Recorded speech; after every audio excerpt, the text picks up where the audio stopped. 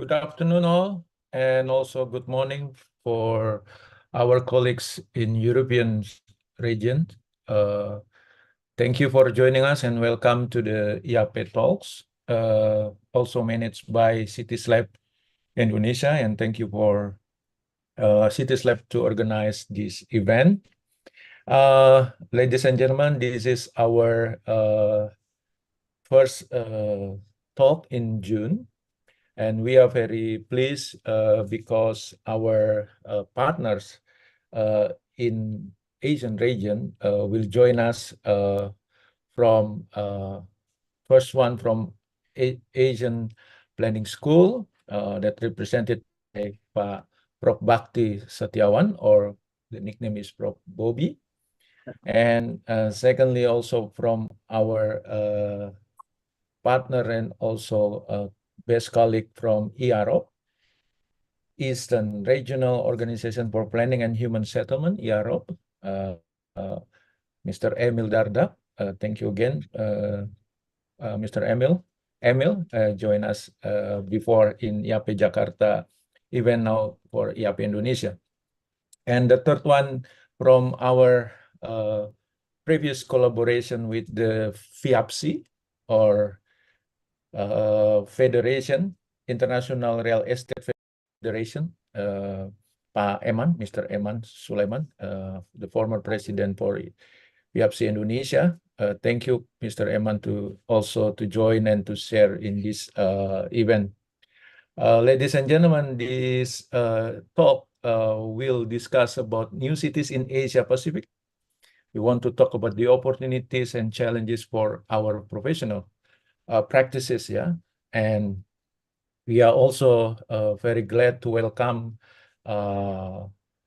Mr. Frank de Haan, ISOCARP Secretary General, who also are willing to share some words to open this discussion, and also will be followed by Ms. Heidi Malubai, and the local organizing committee for the 60 ISOCARP World Congress and first international conference for the new cities from Philippines.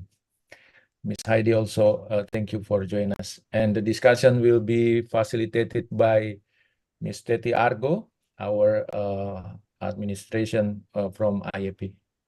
So what the main idea of this discussion, actually IAP want to bring to the network is about our economic in our region in Asia and overall in Asia Pacific.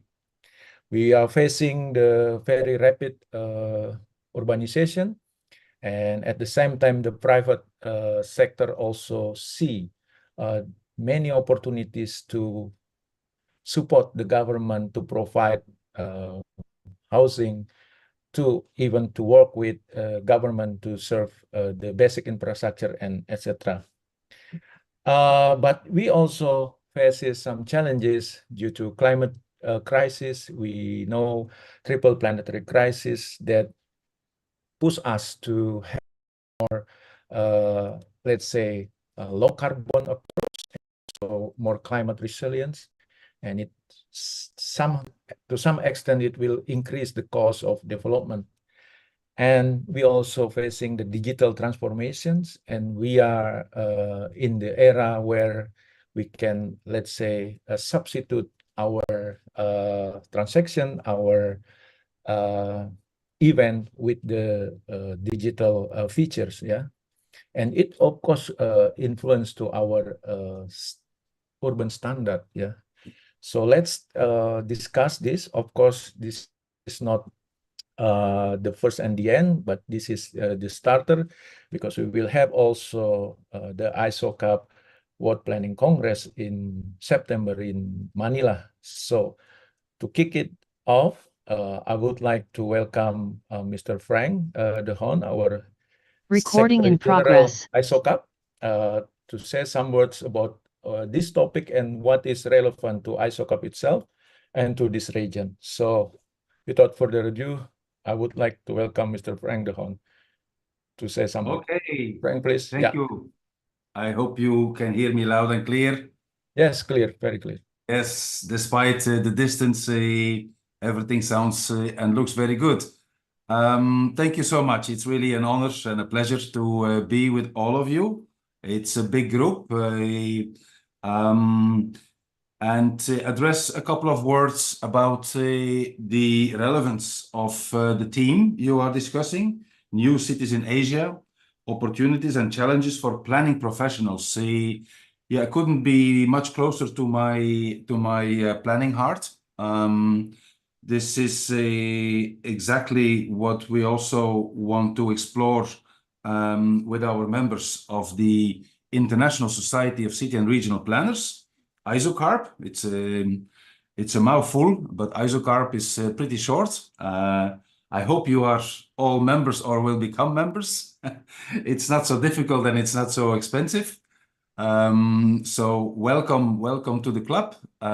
It's good to be locally connected, nationally connected, but also, of course, internationally and globally.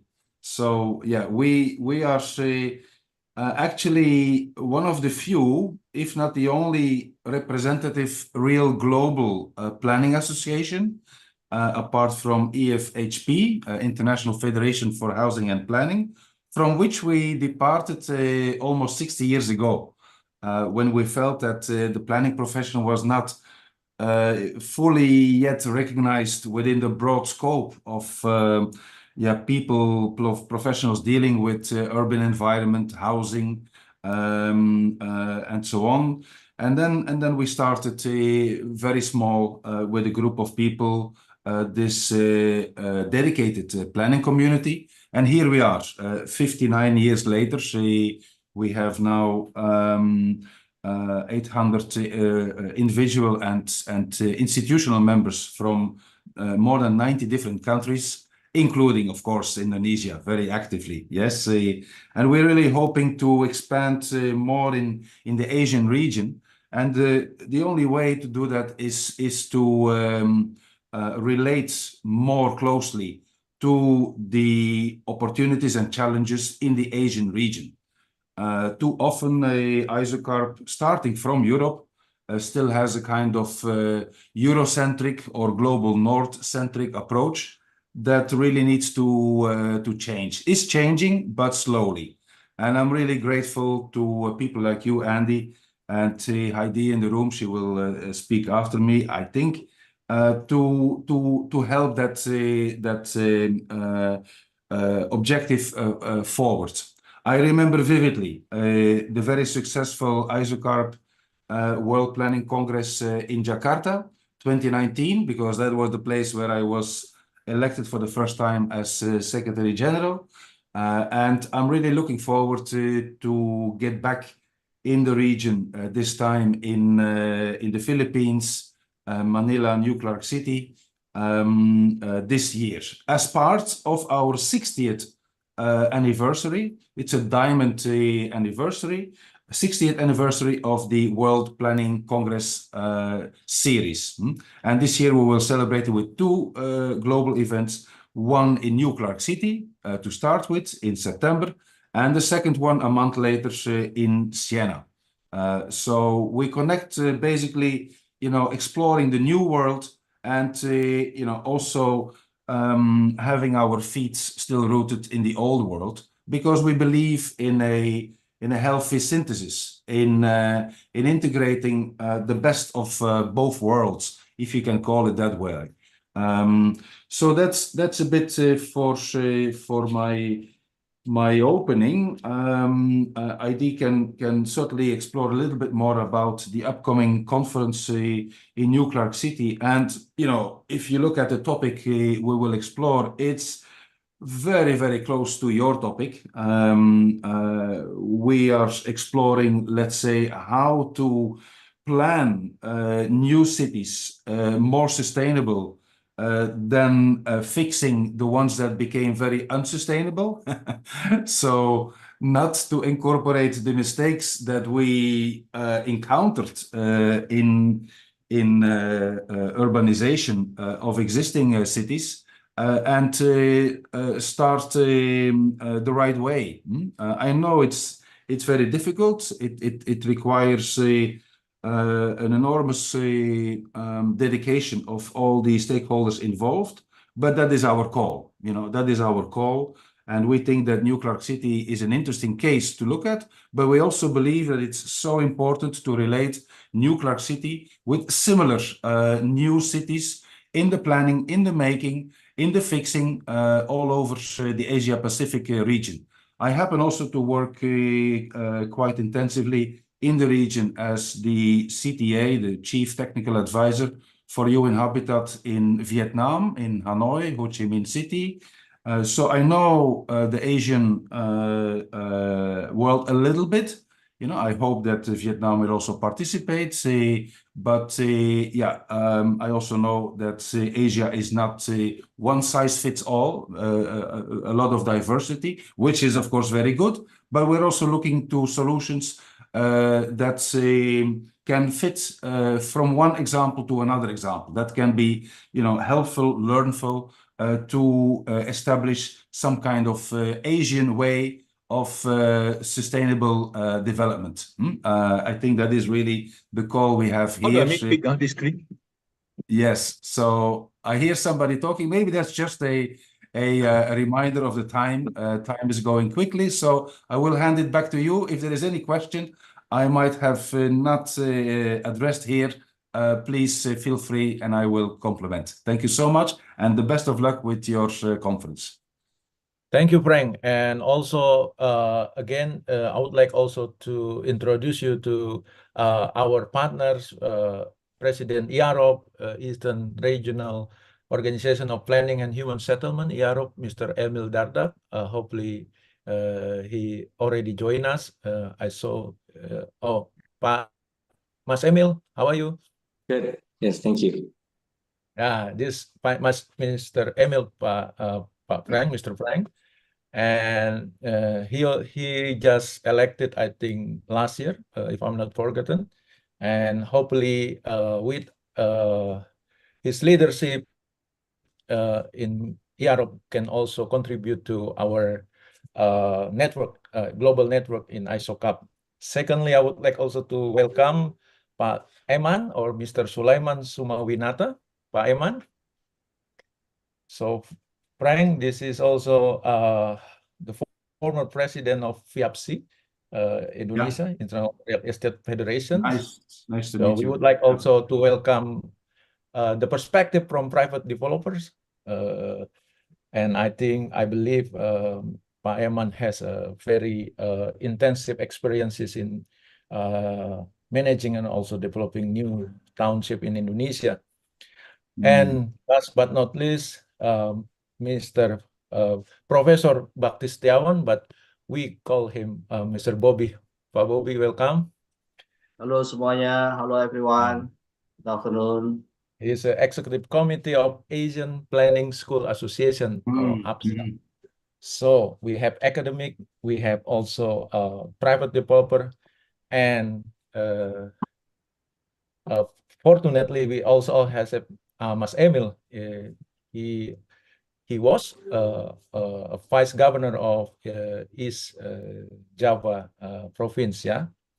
So before we kick the discussion, I would like also to invite Miss Heidi to share some words about our program in Manila, in Philippines. We will have also ISOCARP World Planning Congress and the first international conference on new cities. And please, if you have some information, Miss Heidi, for us, and then I believe APSA, IAROP, and FIAPSI will be happy to have this information and circulate. Time is yours, Heidi. Thank you very much, Dr. Andy. Hello, Frank, and all the rest of the presidents. So thank you for this kind invitation and opportunity to be amongst great planning minds, together with our sisters and brothers in Indonesia. I'm speaking online from Metro Manila. Yes, in Quezon City. Now, can we go to my next slide, please? Can we play it a bit? The video.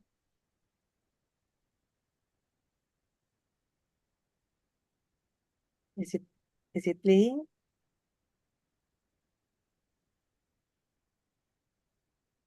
So, well, if it's not, yeah, that one. This is a story of two men who run, not to run, but to prove something to the world. They will sacrifice anything to achieve their goals, except their honor.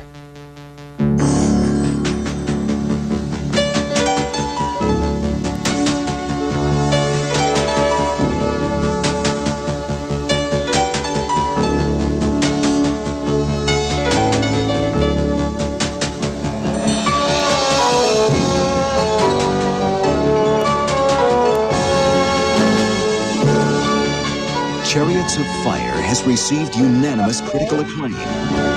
Majestic, masterful, triumphant, and joyful, says the Los Angeles Times. The New York Times calls it rousing and invigorating.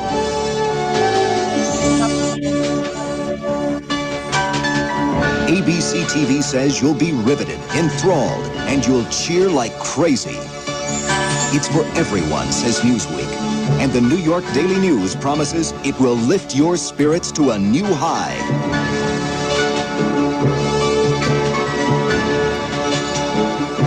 Chariots of Fire.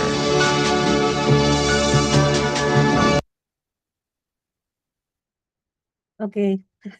Thank you very much. I think you went to the YouTube version. So I believe about from the 212 participants right now in this forum, I believe about 80% will be able to relate. It is a 1981 movie. It's about the Olympics, and the theme music is actually very iconic. I use that to relate to what we in the LOC mind think of the hosting that we will do in September, and we call it the Olympics of Planners, because essentially it equates to that. So can we go to the next slide, please?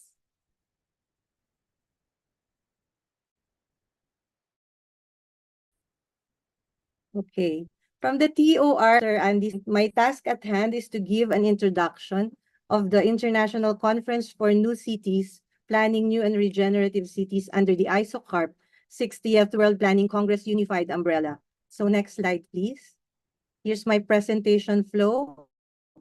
I take this to mean that as local organizing committee chairperson, I'll extend to you the invitation to this event to be held in nuclear in the Philippines, but our call is for the sharing of our Eastern perspective and our voices from the global South. Yes, that slide. Our topic today is timely, new cities in Asia Pacific. According to the World Bank Group, can we go to the previous slide, please? Previous slide, please. So according to the World Bank Group, our Southeast Asian region is growing faster, previous slide, is growing faster than the rest of the world at 4.4% real GDP growth for its 2024 to 2025 forecast. Firms and cities play a pivotal role in driving productivity despite not fully leveraging new technologies yet. In the discussions today, I know speakers will cover your Nusantara. Some might also cite Putrajaya, among many others. And for my part, I will tell you about our very own new city, New Clark City, where we will host the ISOCARP 60th Planning Congress. New city planning, navigating the future via strong collaboration between public and private sector, from the planning and design stages up to the implementation and maintenance phases, and let's not forget creative financial strategies. Now, you can go to the next slide, please.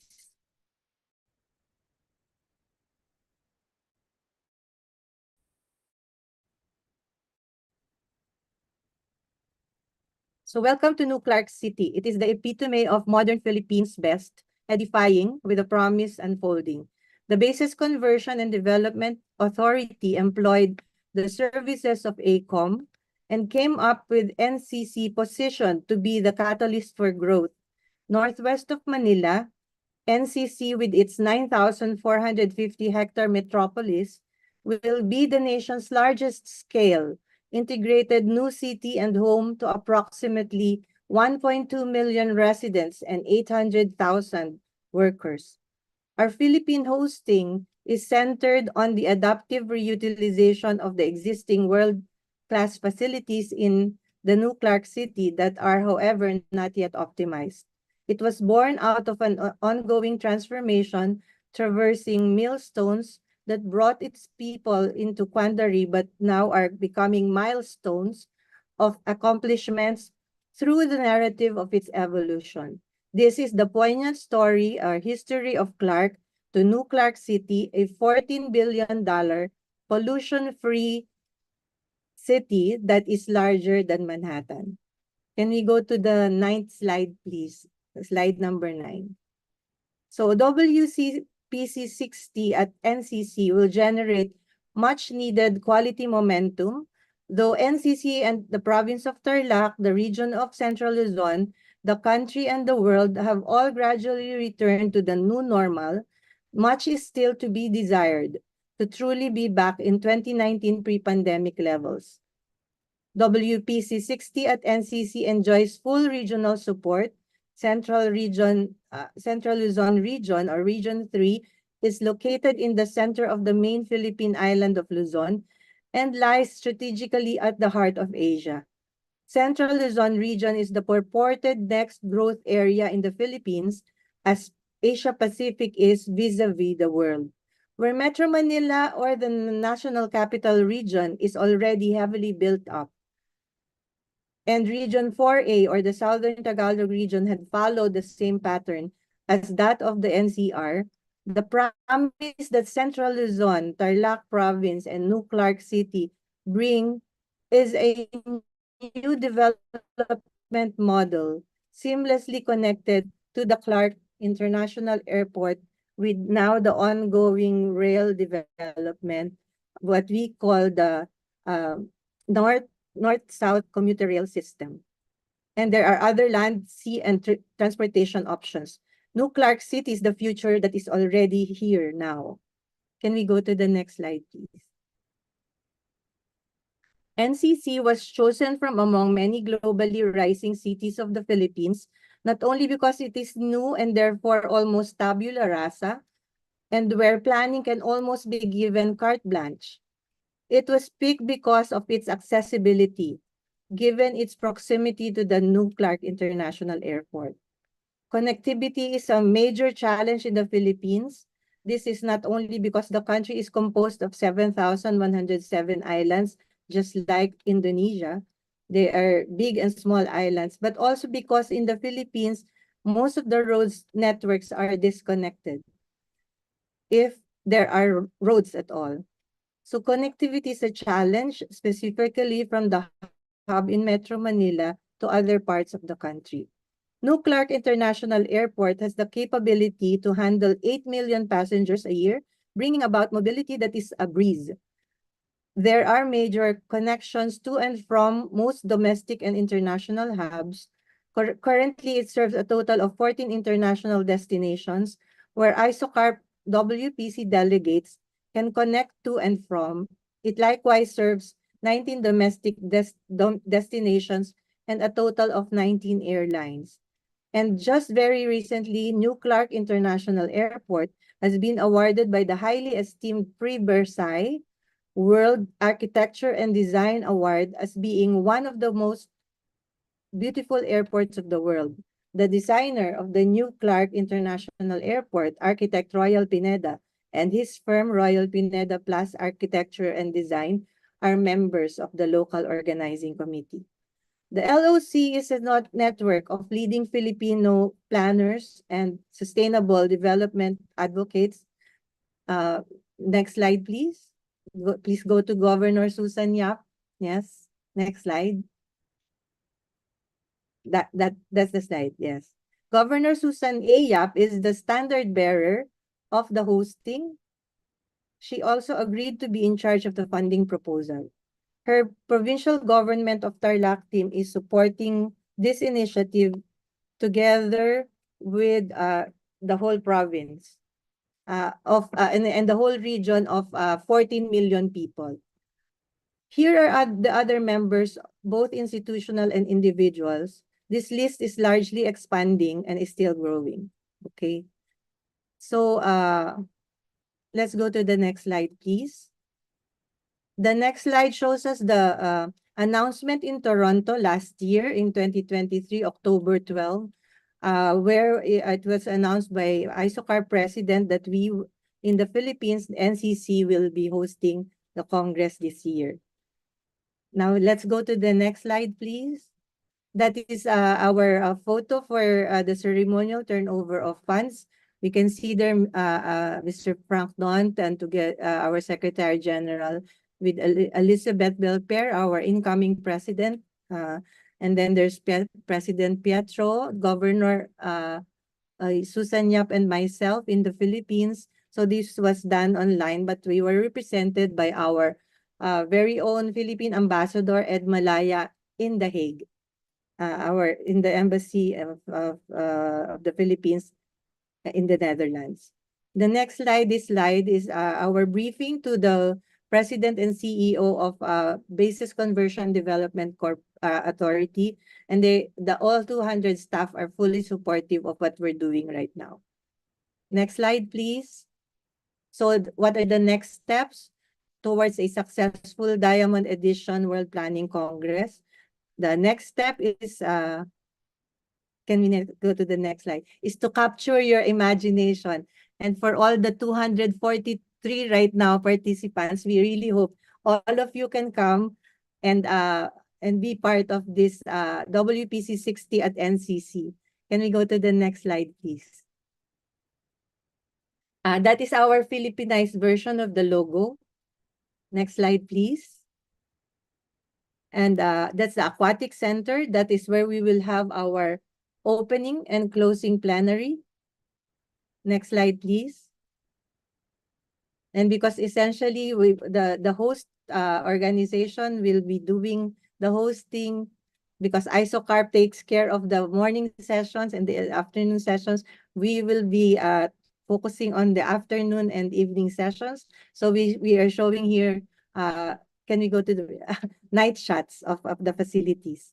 So this is where our the site of the track sessions, essentially there were 5, but there is an additional one, the 6th track, where we will have the charrette. It's the very interactive charrette process. And then all the exhibits will happen in this government buildings, 2 towers, 7 floors each, and it is aimed at housing about 3,000 employees of the Philippines. Supposedly, our plan B for when a disaster happens in Metro Manila, this will be the command center. Okay, next slide, please. So this is how the buildings look at nighttime. Okay, and then let's go to the next slide. And this is what our idea is of our concept of a vibrant mini town after the Congress sessions. You see there at your 12 o'clock, the stadium. We will not be using that because it's very huge. It can accommodate 40,000 capacity audience. So we will be using the track and field oval for our side event, the Christmas in September. Then right across it to the left is the government buildings where we will have our sessions. And then downwards to the southwest, southwest is the Aquatic Center with the white roof, transparent, translucent. That's where we will have our opening and closing ceremonies and plenaries. and across it is the area where we will have the booths for food kiosks and all the souvenirs and etc. and all our other side events. And just at the 1 or 2 o'clock is the area for the accommodations, and then right next to it is the river park. Can we go to the next slide, please? So this is the venue for the mga kwento ni Ima. It is our initiative to be very inclusive. We have invited our ITAS people. They are our indigenous peoples from the area, and they will be doing a storytelling. It's a side event after the Congress sessions. It will be held at the River Park. And then the next slide, please. And this will be where we will have accommodations for people who will opt to just stay in the area. For the delegates, they can choose between the condominium units, 7 towers, 516 units, all fully furnished. And the other one to your left is the Athletes Village. It also has 500 rooms, and it's for 3 people sharing. So everyone can really be accommodated in this area alone. Okay, can we go to the next slide, please? So this is another shot of the evening for the to capture your imagination. And then next slide, please. We'll do the drone shot after I do my conclusion, so that if we don't have time anymore, I have already done I the think whole job. we can. So yeah. so Please. yeah, later. So Later. for my concluding commentary, the LOC has 3 main goals for hosting the WPC 60 at NCC. First is to showcase an event that adaptively reuses or reutilizes existing facilities that the Philippines has previously and heavily invested in. Number 2, show to the delegates the huge potential offered by NCC and other Philippine cities in particular, and the dynamism of the Global South in general. And number 3, express to the world, because ISOCARP members come from 90+ countries, the warmth of the Filipino hospitality and the viability of Philippine Bayanihan spirit, alive and practiced, and to be willingly shared to everyone. So we all welcome you to come to the New Clark City this September 10 to 13. Mabuhay at maraming salamat po. Thank you very much. Thank you, Heidi, for your for your comprehensive information. So, ladies and gentlemen, Okay, thank you. that's a New Clark City, an example of the new cities in Philippines, that also the host for the 60th World Congress ISOCARP. Please welcome for you to send abstract and also to join the event there, September 10 to 13, if I'm not mistaken, yeah? So thank you again. And then, of course, later on, if you want to know more about New Clark City, you can put in the column chat. So now is more than 250 participants, and it's perfect time for us to start our discussions. And I would like to welcome Ms. Teti Argo to facilitate the discussion among 3 our prominent scholars and also professional in new cities. Bu Teti, please welcome. Thank you, Pak. Thank you, Mr. Chairman of IAP, to be able to introduce us to this meeting, and to also moderate the Secretary General of ISOCARP as well as the local organizing committee. Welcome, everybody. I think good morning for those who came from Europe, and good afternoon for those who are in the Asian region or thereby. Today, I would like to introduce myself. My name is Tati Argo, as has been introduced, and I'm part of the IAP to encourage you to participate and join in this webinar, as well as in the future meeting of ISOCARP. And for today's meeting, I will not to expand on what has been said about our title, New Cities in Asia Pacific, Opportunities and Challenge for Planning Professional, adding to the situation where how our role in new cities will contribute towards creating new cities that we all be proud of and can fulfill our duties to be a place where people can have a habitable living. And without due respect, our speakers will be in this following order. The first one would be Mr. Emil Dardak, who's currently the president of Eastern Regional Organization for Planning and Human Settlement, or IAROP. And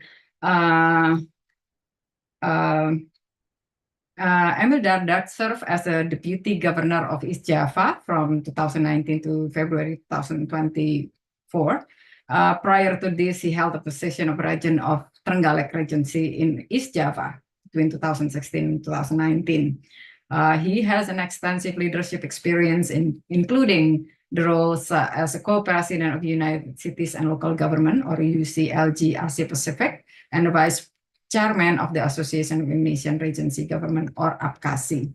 He served as a vice president of IAROP International before becoming a president for the term of 2020-2014. And also, Mr. Dardak has earned his PhD in Development Economics from Ritsumeikan Asia Pacific University in Japan at age 22, very young age, and setting a record for the youngest individual to achieve such a distinction in Japan. Mr. Dardak will present about Asian culture in the new cities development, where human settlement in Asia are rich in culture and should be embraced in developing new towns. It makes a differentiation and may become one of the branding strategies. And so he would try to answer what are the key challenges and how do we address this Asian culture in town development. The time is yours, Mr. Dardak. Thank you, moderator Ibu Teti Argo, and greetings everyone. Assalamualaikum warahmatullahi wabarakatuh. Distinguished participants, Secretary General of ISOCARP, Mr. Frank De Hond, and also the organizing committee for the upcoming First International Conference for New Cities, Madam Heidi Malubai, Chairman of IAP, Dr. Andi Smarmata, and all panelists, Pak Sulaiman and Prof. Bakti. I'm very happy to be here. I'm a long-time member of IAP Indonesia, and I think to welcome and respond to the Secretary General of ISOCARP invitation for membership, definitely I would also like to be part of that. I think IAROP will work closely with your branch in the Eastern region because we are an organization that consists of planners, architects, engineers, and people from all walks of life when we talk about human settlements. So I think it's definitely very important to have the support and synergy with ISOCARP. And I have been asked to, and I think we are moving away from the style of having many slides and going through slides. So I have been asked specifically by the committee to prepare 3 succinct presentation and slides. So I'll be very brief and then leave enough room for us to actually do some more interactive interactions.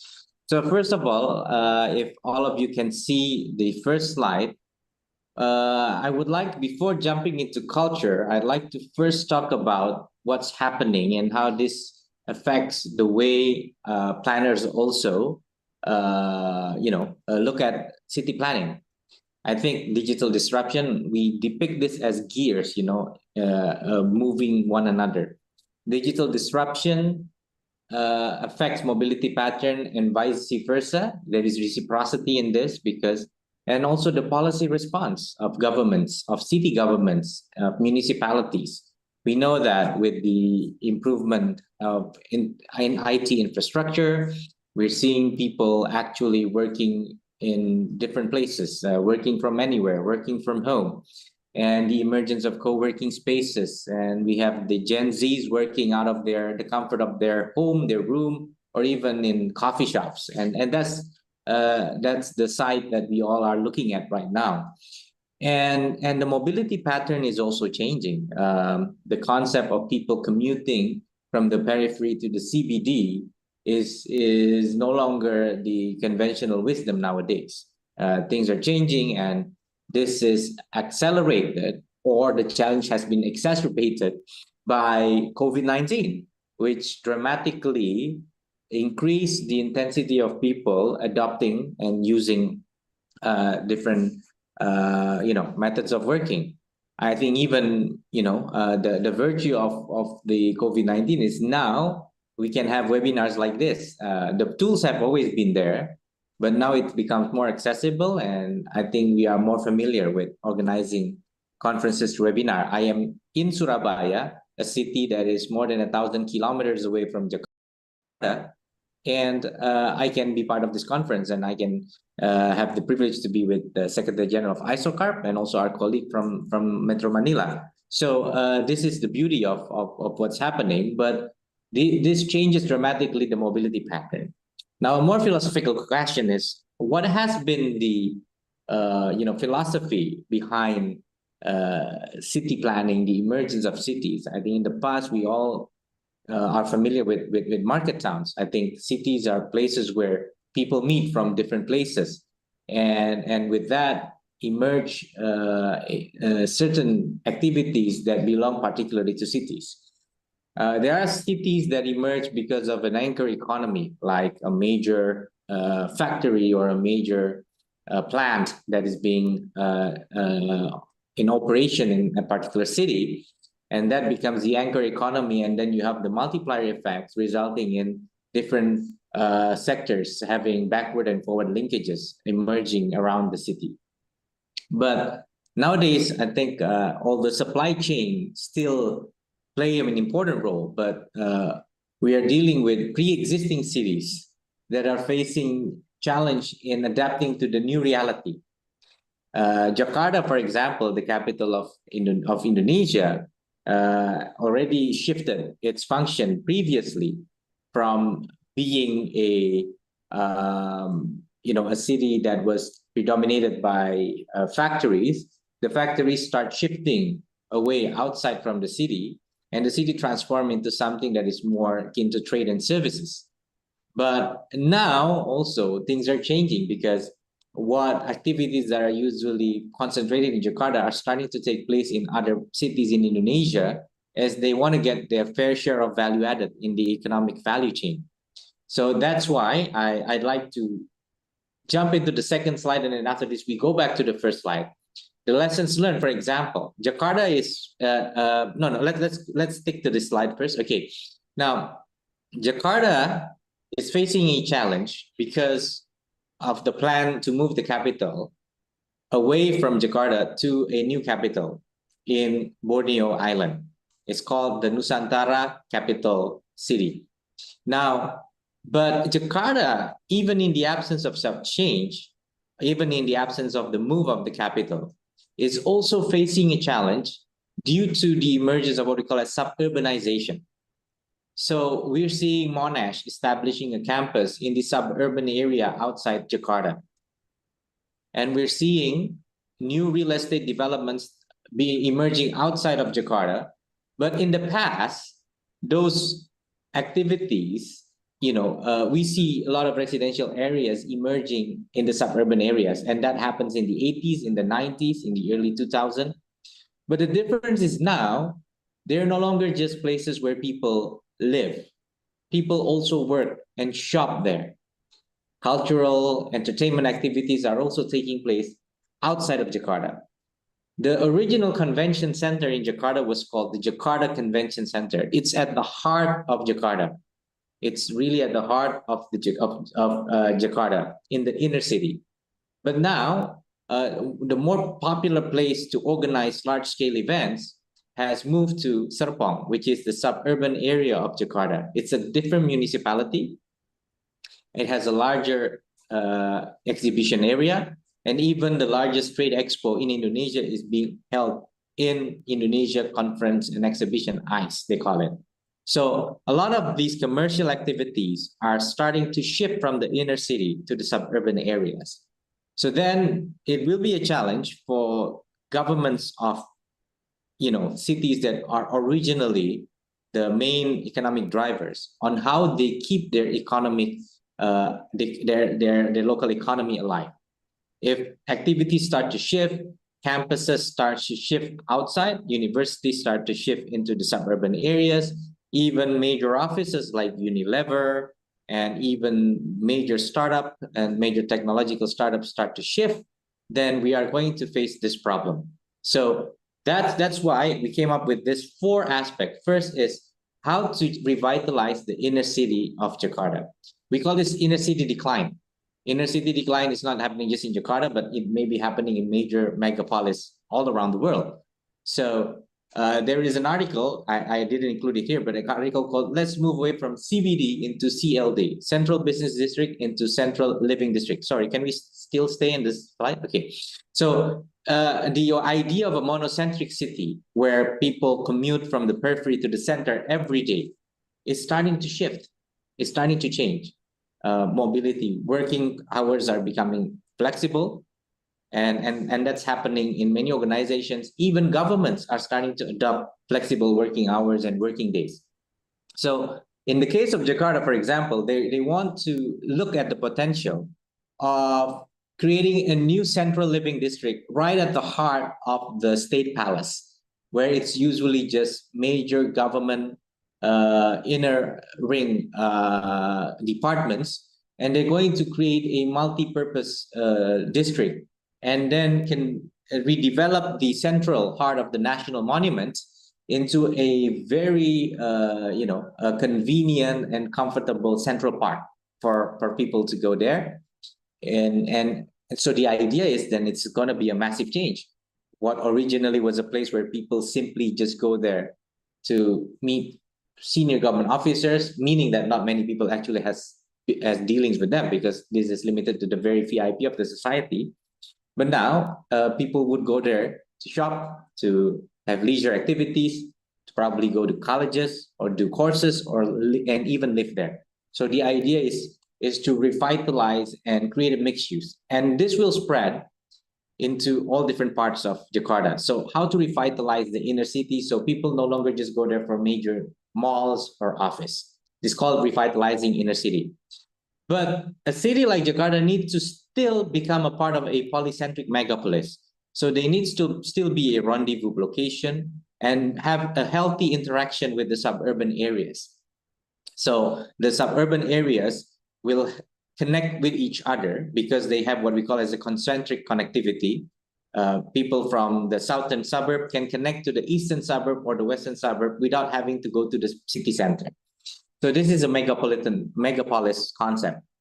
They also need to look at how to ensure that it is as convenient or even more convenient to travel from the suburb to the city center, and not more convenient for the suburb to connect to themselves. Because if this happens, then people would not be inclined to go to the inner city.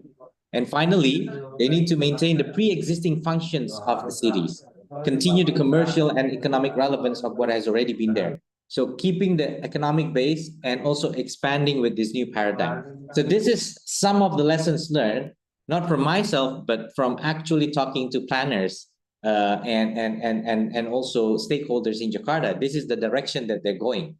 And it's interesting to see, if we go back to the first slide, so the conventional wisdom, yes, if you can go back to the first slide that I had. Okay, we always, and may have been obsessed with what we call it zoning policy. This is where you have commercial activity. This is where you have this. People live here, people work here, government offices are here. And suddenly this is changed. And if we stick to the paradigm of creating a very restrictive zoning in our spatial plans, it may not be relevant with the actual emergence of activities. And as a former mayor and a former vice governor, I have been a witness to the situation where my spatial plan is not consistent with the economic trend that is happening. Of course, we cannot succumb to economic trends alone, because we have also, city structure. We also have ecological considerations that we need to take into account. And the second is we've always then tried to manifest this idea into a city structure and infrastructure. So we call this the connectivity pattern. Now, what would be the way forward is probably, as planners, we need to devote even more time into looking at possible mixed use and polycentric structure and thematic consistency. Now, then we would start to pay even more focus on aspects such as culture, because I have been asked to talk about culture. So this leads us to the final slide. So thematic consistency may have more weight in our planners function, in addition to what previously was our focus on zoning, on designing neighborhoods. So we're starting to look at thematic consistency. Let's go next. Okay, next. So culture is one of them. Next slide, final slide. So Ibu Teti Argo mentioned that I was formerly the co-president of UCLG Asia Pacific. It's an organization of local governments in Asia Pacific. We have mayors and governors and also legislative members, local parliaments in our organization. So I was part of, in 2017, we held a UCLG Culture Summit in Jeju, and then subsequently they organized it in the recent one is in Dublin. So there is a forum, a global forum, focused on how cities embrace culture, and this is organized by UCLG. And from that forum in the 2017, of course, there's a more updated version, but if I reflect upon the 2017 findings, there are 3 key pillars and lessons learned on how we integrate culture into city planning, into city development, into city governance. The first is cultural sustainability and inclusivity, which is basically how we harness the creativity, diversity, heritage, and cultural participation. Now, this brings me to another one. Europe International is working on what we call as the Idingia Declaration, basically on how the SDGs and also climate change aspects take into account the reality being faced by the indigenous community. Now, we cannot talk about culture without talking about the indigenous community. So it is really important. So the first pillar is how a city embrace the heritage.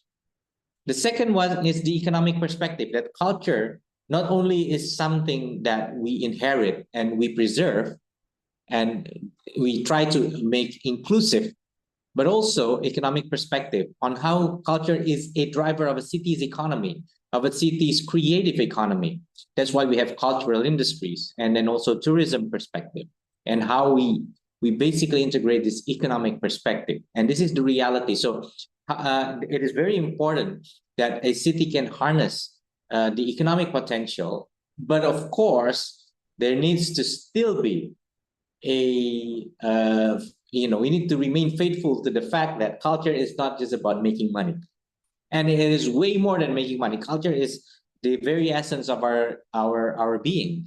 So the economic benefit is a subset and is not superior to the importance of how we design the inclusion of culture, the preservation of culture in a city's identity. And finally, tangible and intangible heritage is how do we make sure, intangible heritage is about the way people carry themselves, the gesture, what we wear, and the performances, the cultural activities. And tangible is really about the building code. This is a photo of the Trawulan district in Mojokerto, one of the municipality in my province, where they try to incentivize the population, the people, the citizen, to adopt a building code that resembles the heritage of the Majapahit Kingdom, for example. And we're seeing many in Lampung city, Bandar Lampung. They ask every house to install a particular identity, like a symbol, to create a city identity. So the tangible aspect, how do we then translate this into a binding code that people would not only adhere, but gladfully, follow, because they find that it's actually creating a neighborhood benefit. And the one down there is the Hanok village, which is a redevelopment of a particular district in many Korean cities, including one in Jeonju that I visited back in 2016, and an UCLG event where they were able to then try to revitalize a district and bring in cultural considerations in the building code. And public space is very important. Community cohesion and public space was one of the findings. Public space is an integral driver in ensuring that a city's cultural heritage remains intact. And also to develop, of course, it's not just about preserving, but how do we also be part of a contemporary cultural development? Public space for performances, for the meetings of the people, and collaboration is very important. So with that, I would like to conclude my presentation, and maybe we can have further discussion after this. Thank you very much. Thank you very much, Mr. Dardak, for your presentation. It's very uplifting and very encouraging for all of us to understand about the cultural aspect of new cities and how actually planning practice as well as planning influence towards culture and the other way around has improved our understanding about how to incorporate culture into planning codes, including zoning codes. Very capturing. Thank you, Mr. Dardak, and hopefully you will be with us for a discussion session as well. Sure. And, thank you, moderator. Yeah. And we will go to the next presenters, which is Professor Bakti Setiawan. Currently, he is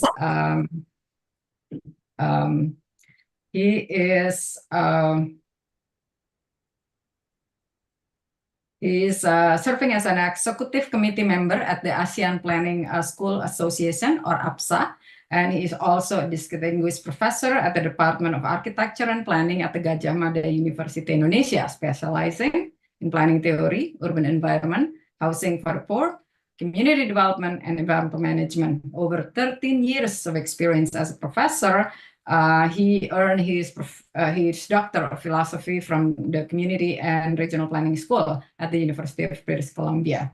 And prior to this, he completed his Master of Art in Urban and Regional Planning from the University of Waterloo in Canada. And Professor Setiawan will talk about how new city look like. New city project may always offer new hopes for a more ordered living space, and it then creates challenges to make them vibrant. What new city look like in the future, considering the new generation of Asian population will be dominant in the near future, will be a topic that Professor Setiawan will discuss today. Now the time is yours, Professor Setiawan. Terima kasih, thank you Teti and Andi, especially for nice introduction, although I'm afraid I'm not really responding to Andi's term of reference, especially in answering very important question in this conference, what new cities look like. Because what I'm going to briefly overview in this afternoon is on the reality of the Asian cities. And of course, I will, as representing university, I may need to also explore the implication of the urbanization process we are facing in Asian cities, especially on how to prepare what I call as using the Donald Scon idea on reflective practitioner. So actually, I will stress more on the last point of my thought, which is more on the implication for the planning provision. And in this case, I'm asking or calling for the list for reflective planner, reflective practitioners. Yeah. The first three points, maybe just briefly, since we have only 15 minutes and I have too many slides, but Emil, thanks that you show us on how to speak efficiently with 3 slides. I have more than 10 slides, but hopefully I can finish in not more than 15 minutes. Yeah. Next, please. First, of course, as I mentioned before, I like to briefly overview the situation in Asia, part of the Asia Pacific, which is growing very important and in terms of geopolitical, very sensitive at the moment. Yeah, a member consists of 10 members. Of course, we know all about the ASEAN. Yeah, one single community. But what I like to present in this afternoon is to show to you that ASEAN cities actually at a crossroad, yeah, and experiencing very important urban transformation. Let's look at some point which show somehow the situation, the diversity, but at the same time also the challenge that are facing by most ASEAN countries, except of course Singapore, which is already reaching 100% of level of urbanization. But see, for example, Cambodia, Laos, with the level of urbanization is less than 30%. And this figure really showing, you know, the diversity that we are facing when we talk about ASEAN cities. Yeah? And of course, then the implication on how really to face that kind of unprecedented urbanization and urban growth in the next decade. Because, for example, in 2030, for example, people already projected that there will be 57% of the people living in ASEAN will live in urban area, which means that in 2030, ASEAN as a region already urbanized. And if we talk on 2050, for example, we are facing a situation very important that 70% of people in ASEAN will live in city. That's also showing the importance of the cities for the future of ASEAN in terms of economy, social, and as well as the importance of the environment, the implication, the impacts on the environment. But what we need in that context, I think, reflect also to Indonesia, is the increasing focus on the importance of cities as contributor to regional prosperity and sustainable development. Something that not always Asian member really working together in responding to such a challenge and opportunity. And at the same time, we are also facing so many possible negative environmental problems that I will show you some example in the next slide. But in brief, in this kind of introduction, I would like to overview on how then the question is to capitalize the opportunity and urbanization and growth in ASEAN, not only for ASEAN members, but also for Asia and even global community. And the key is, of course, to better understand the history, nature, dynamics of urbanization and urban growth in ASEAN country or region, because the nature of urbanization and urban growth is somehow different compared to what happening in European or Western context. As I already mentioned, the important, first of all, the cultural aspect, the both tangible and intangible aspect of the culture in urbanizing process of Asia. Next slide, please. In that context, then, I think for all involved in the process of guiding the sustainable transformation of Asian cities should really understand at least 6 points I mentioned in this slide. For example, on the issue of concentration in major city like Jakarta, Kuala Lumpur, Bangkok, Manila, which then create an issue of urban primacy. At the same time, also regional disparity, for example. Even among Asian members, we are also experiencing very big gap between Singapore, for example, and Laos, Cambodia, and other regions. Most of the cities in ASEAN, we know, growth organically, unplanned, uncontrolled, which then create an issue of effective planning and management system. And we are discussing already so far that the existing government and planning system are not really effective in responding to the market pressure. Not to mention, for example, the unique phenomena of kotarisasi, as stated by Terry Mackey, unique form of peri-urban dynamic complicated blend between urban and rural elements, which characterize the peri-urban area of Asian cities. The issue of informality, urban informality, also very much important, which should be responding differently compared to the Western and European case, because we really depends on the informal aspect of urbanization. For example, Indonesia, we know that 70% of housing are provided by informal housing in the form of kampung, for example. That's something that we are not really able to transform that informality into a formal one. The case of urban-rural linkage is also very interesting. Again, as the level of urbanization is still 75-60%, means that we are still also have a problem in how to guide the transformation of the rural village area into urban area. Yeah, as I said before, in 2050, 70% of the population in ASEAN will reside in cities, which means that in the next 20 years, we are experiencing very important rural transformation into urban. And that's also related to the issue of urban-rural linkages. Yeah? And of course, we are also faced by the increasing role of small cities, small island, coastal city. Yeah? But in brief, Asian cities are unique and need to better understood to be able to really guide sustainable urban transformation in Asia. Next, please. What are then problems and challenges faced by urban planning and governance in Asian cities?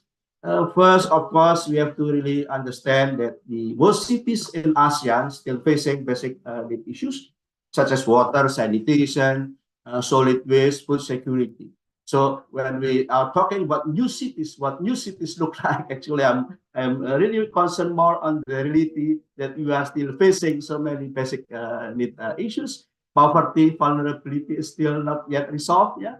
And of course, not to mention increasing social problem in cities, urban crime, conflict, etc., which is also something that we have to deal with, yeah, and will increase in the next 2 decades. Yeah.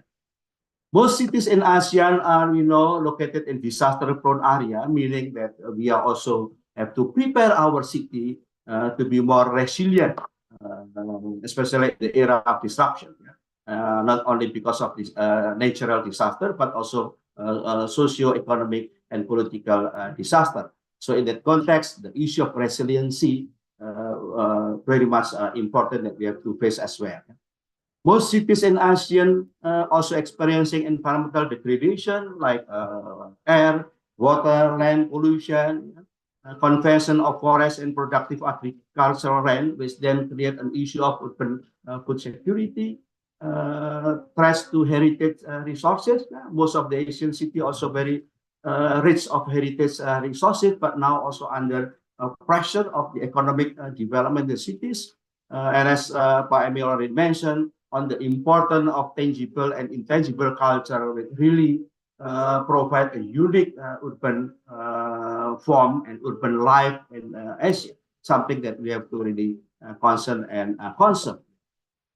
Attention to secondary and small cities also very little so far, and it is too sad because people already predicted that 2030, for example, 40% of Asian GDP will be driven by secondary and small city. So I think as planner, we need to provide more attention on the importance of secondary and small city, not really to neglect the important role of the small and medium cities in regional development. And of course, in terms of urban planning and governance, we know that most of the urban governance in ASEAN cities not really effective, yeah, unable to control market forces or capital pressure forces. And of course, we are talking about smart city as the solution for the next future urbanism. But of course, we have to make sure that the capacity, human capacity development for the Asian cities are there and really ready for a smart city, because including also the resident. Because I always thinking that smart city really need a smart resident. So the question how we can really prepare smart city while some of the urban residents are not yet access to the very rapid IT development. So in brief, from climate change adaptation to several basic needs such as affordable housing, cities across Asian region face acute challenge. So how we then question what new cities look like if in reality we are still facing so many basic problems. That's what really actually my concern. Next, please. What are the new cities in Asia? I'm not really talking about new cities in terms of like Nusantara and the new cities which also built in several Asian countries, but I may talk more on the future city in Asia, with at least facing 8 issues. First, of course, regional connectivity, as well as the possible disparity and gap among regions. Which is very important in the context of ASEAN as a community, because as I said before, ASEAN is considered very sensitive in the geopolitical context, the China power and so on. So very much important to make sure that ASEAN as a single community also have very good connectivity, but also reducing the gap among region. Urban primacy and the increasing roles of medium small city also something that we have to support in the future, of course, also to reduce the regional disparity within country and among countries. We may also question several concepts in urban regional development. For example, the increasing role of local economic development or local economic resource development, the possibility of developing regional corridor development. For example, in the IKN Nusantara, we are talking about the how to develop, Balikpapan and the new capital and Samarinda as one regional corridor to reduce the possible gap between the new city capital and the rest of the region, for example. And we are also having so many regional corridor in Java, Sumatra, which also need to be developed in sustainable way. We are facing, of course, as I said before, coastal city and small island development, which also very different compared to the Western kind of ideas of cities. For example, Asian cities also increasing the diversity, and in that context, we need to develop a more tolerant urban resident, inclusive urban resident, since also the issue of right to the city also increasing, and migration even among countries also increasing. So urban diversity and inclusivity, something that we have to really prepare. Creative city, of course, smart city region, but at the same time also we have to be prepared on the possible digital gap among urban residents. We are having a lot of experience during the pandemic on how the poor people are continue to be poor and even being marginalized because they don't have access to the IT. The increasing awareness of urban heritage, like Pak Emil mentioned, both tangible and intangible, which is also very important in the context of urban identity, which then can be transformed into the issue of new urban tourism, quality tourism, very important, and of course, under the climate change issue, we are talking more on low carbon cities, green infrastructure, nature good solution, water sensitive planning, and etc., which also can be used as a kind of a solution for the contemporary urban problem. But lastly, also very important, I think that planner need to be more focused on the meso level, and in that context, very important. Of the issue of urban design, in which planner and architects can work together in ensuring that at the meso level, cities are really a livable space for working, for living, and even for enjoying, the culture. But of course, when we are talking about new cities, we are also at the same time thinking about the planning under volatility, uncertainty, complexity, and ambiguity. And in that context, then I would like to move on the next slide on how then to prepare planners.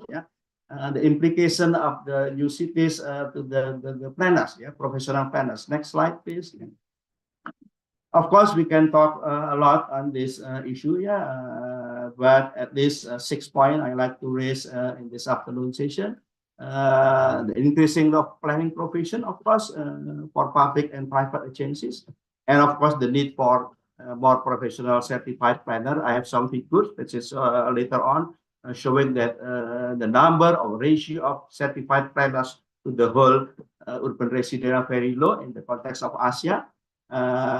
We need also to increase planner capacity on how to acquire new knowledge and skill to respond to contemporary issue. And in this context, we are at the university talking about how to prepare students on the issue of climate change, heritage issue, smart city, spatial modeling, disaster, as well as we have to remind students that we are facing really still inequality, and community participation is very much important.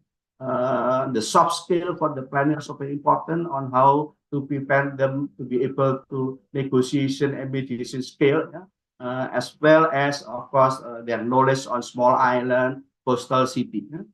Creative, innovative is something that's very important for planners. We always have to ensure that students really have an open-minded planner. They know some professional skill, but at this times also continue to be outward-looking, willing and able to collaborate with other fields.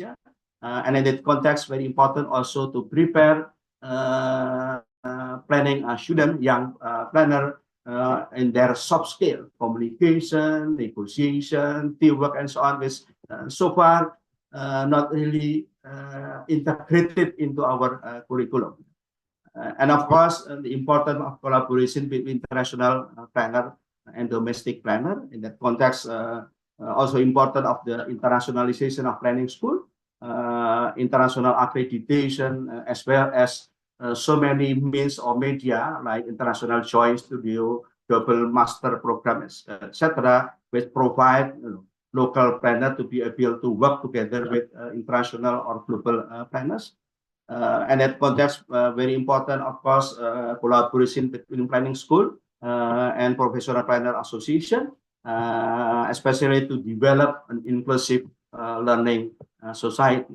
But lastly, what I'm really calling in this session is really on how to prepare reflective practitioners, in which Donald Scott in 1983 already mentioned on the capacity to reflect on action, so as to engage in a process of continuous learning.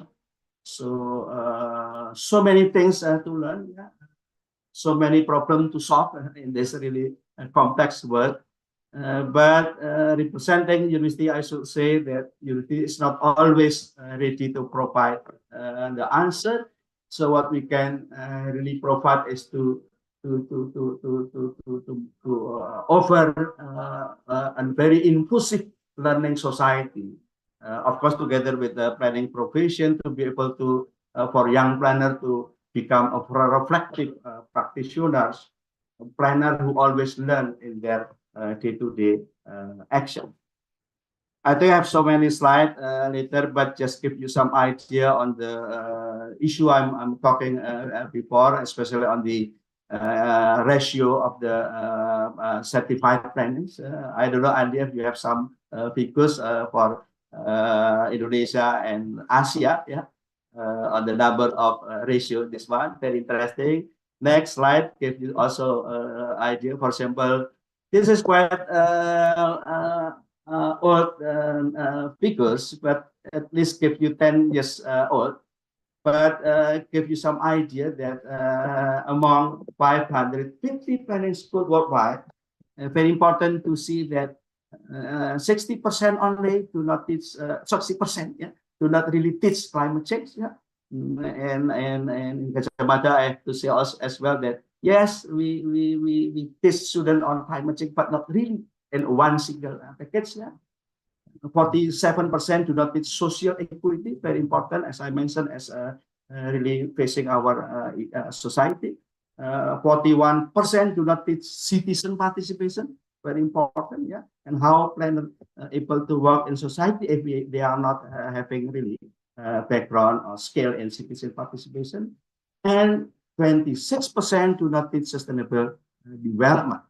And in that context, we have to remember that SDG number 11 really, stressing the importance of inclusive, safe, resilient, and sustainable human settlement. But then how planners, which are not really prepared for that kind of goals. Next slide. So this is something that we can discuss, but I'm concerned on the capacity building, and the role of university in the context of preparing professional planners, supported with the research, with the knowledge, or they themselves also can create kind of knowledge, new knowledge from their practice. What I want to say is that new knowledge is not always coming from university, but even from practice. Professional planner can even contribute to the knowledge development by reflectively always, learning from their day-to-day practice. I think I have to stop here, Teti, and waiting for discussion. Terima kasih. Thank you, Professor Setiawan, for your highlight about the situation of ASEAN cities and how in our part of region, looking at how cities are challenges to our cities and how our cities can engage in more activities related to securing our future. With that in mind, we will go to our last speaker, who's now a prominent figure in Indonesia property industry, Mr. Sulaiman Somaminata. Graduated from bachelor degree in urban regional planning, Bandung Institute of Technology, and he has his master's at strategic management from Prastia Mulia Business School in Indonesia. Currently, he serves as a board of director for the International Real Estate Federation, or FIAPCI International, FIAPCI International, and in his international role, he has contributed to promoting urban standards in property industry and strengthening the professional real estate network worldwide. Additionally, he once served as a chairman of the Central Executive Board of Real Estate Indonesia, or REI. With his educational background and extensive experience in property fields, Mr. Sumawinata has significantly contributed to the development of various housing, commercial, and mixed-use projects across multiple cities in Indonesia. And currently, he will talk about the emerging role of developers, one of the important parties or actors in creating new cities. The fast-growing economy of Asian countries has driven private developers to contribute to the urban housing, as well as other property projects, from small to large-scale new town development. What are the key drivers and challenges in developing this new township project? With that explanation, we welcome Mr. Sulaiman to come to the floor. Please, Pak Sulaiman. Terima kasih. Assalamualaikum warahmatullahi wabarakatuh. Selamat sore. Good evening, ladies and gentlemen, Pak Frank, Ibu Heidi, Pak Bakti, Pak Emil Dardak, Pak Andi, dan Bu Teti. Thank you very much for opportunity to little bit inform you our experience about the real estate development surrounding most in Jakarta and Greater Jakarta. So I try to begin my presentation with the hurricane or the global crisis impact in the world, and especially in Indonesia. Next. Yeah. As we know, we have three crises or impact for the economic in the world, especially in Indonesia and Asia. The first thing is 1998. This is very hard to push down our economy. Also, global financial crisis in the US also impact to Indonesia. and the last crisis in COVID-19, this is very hard and very difficult for us to grow up again, and almost every single of our life start from the beginning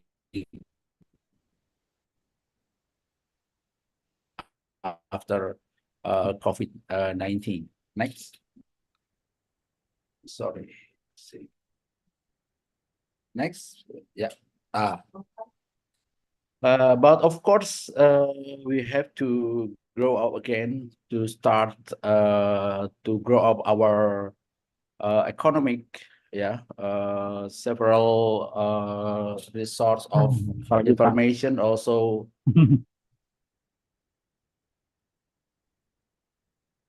As we know that World Bank, World Bank said to the public that the economic growth is very slow, almost 2.1%.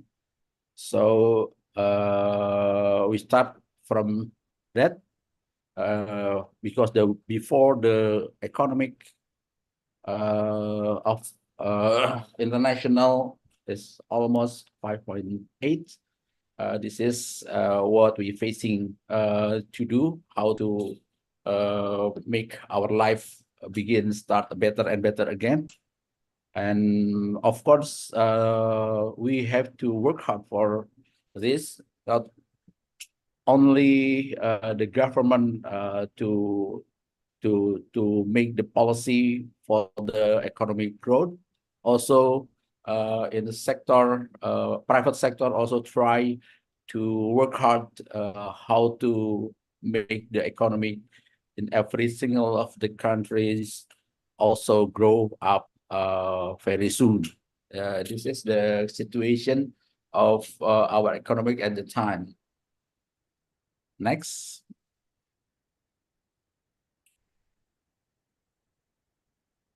Yeah. So we already lived our crisis of the COVID. We start again how to prepare our life better and better. Yeah, as we see, that's the mega trend in the world right now.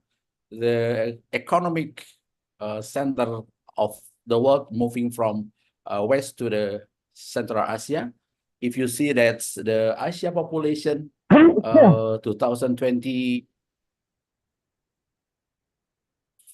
4.64 in prediction in 2050 the population in the world and in Asia is almost 5.26. This is 60% of the world. Yeah, and if you see the economic growth of Asia, yeah, almost average in 5%. Of course, in this is the very bigger, yeah, than the other region in the world. If you see the world growth is only 3% and Europe's only 0.6 and US only 2.2. So the Asia is very very advanced in the economic growth until today. This is the mega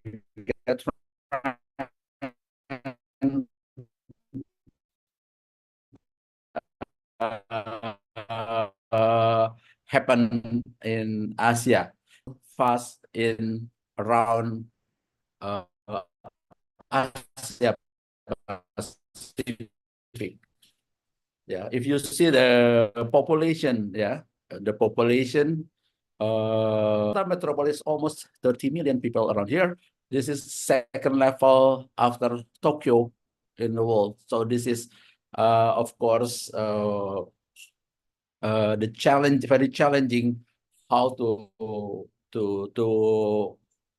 prepare, yeah, the housing, to prepare the facilities, to prepare the infrastructure, to prepare everything, yeah, for the people who live in Jakarta today. Of course, today Jakarta is already decided that Jakarta is not the capital of Indonesia, but Jakarta moving from the capital to the global city. I think Jakarta have also the potential for the global city. Yeah, but I want to inform that's how the development or new towns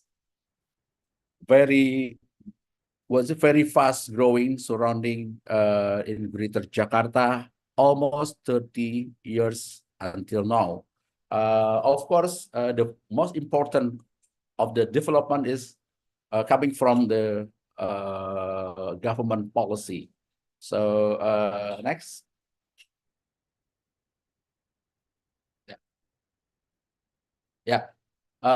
This is the Greater Jakarta. Yeah, the Greater Jakarta is almost 30 million people. Jakarta itself only 10 million.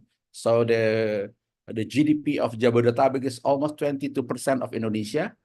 Jakarta itself almost 16% of Indonesia. The GDP. So this is of course Jakarta still potential for the development for new development surrounding Jakarta. We always say that this is the new city, yeah, or satellite city, or everything that we always this definition, yeah, give the definition of the new development in surrounding in Jakarta. Next. Yeah, if you see the picture right side, Jakarta in 1994 already decided as the service city. Yeah, they have the plan that they call the Jabodetabek Regional Development Plan, that Jakarta will develop by T-axis. The axis to the south is very limited development area. And to the west and east, of course, this is a very growth area by the infrastructure. This is the figure of the surrounding Jakarta for the infrastructure. This is toll road and also train development. So why until now west and east Jakarta is very fast to grow? Because the policy of the government to push the development to west and east and limited to the south, because the south is of course for the the green belt area in the south. It's very limited development. For after the policy like this, almost more than 30 big development surrounding Jakarta develop. Next. Ya. Langsung lanjut.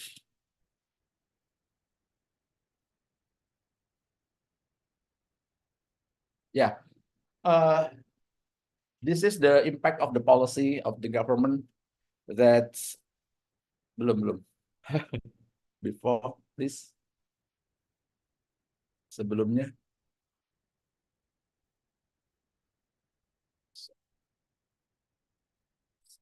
Yeah. This is the figure of the new development by the private sector. Yeah, almost more than 30 development surrounding Jakarta with the 50,000 hectare.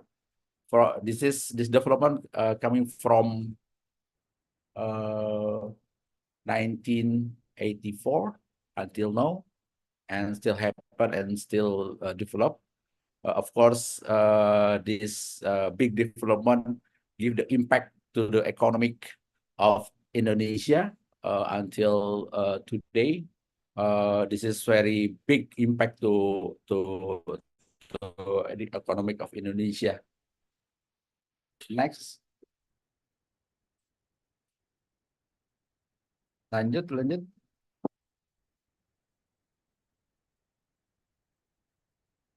Yeah.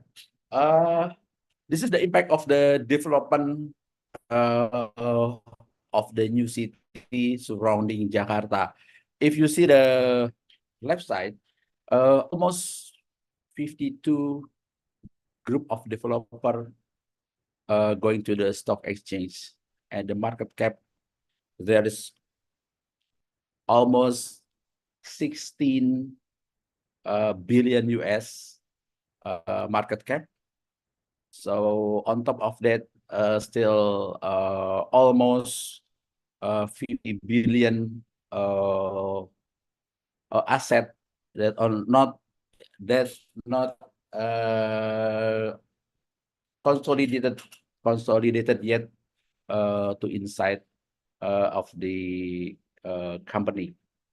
So the fourth impact of the development is like contribution to the government, yeah, tax, and so many money from this development going to the government to push the new economic activity. And the third is contribution to the environmental, yeah, like the opportunity for the job. This is the permanent job. If you see one mall or one building is almost 2,000 people can work there. So this is a very big impact. Next.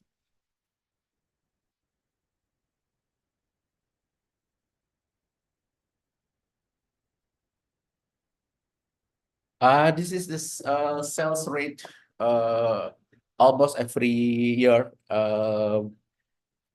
from the development or real estate selling.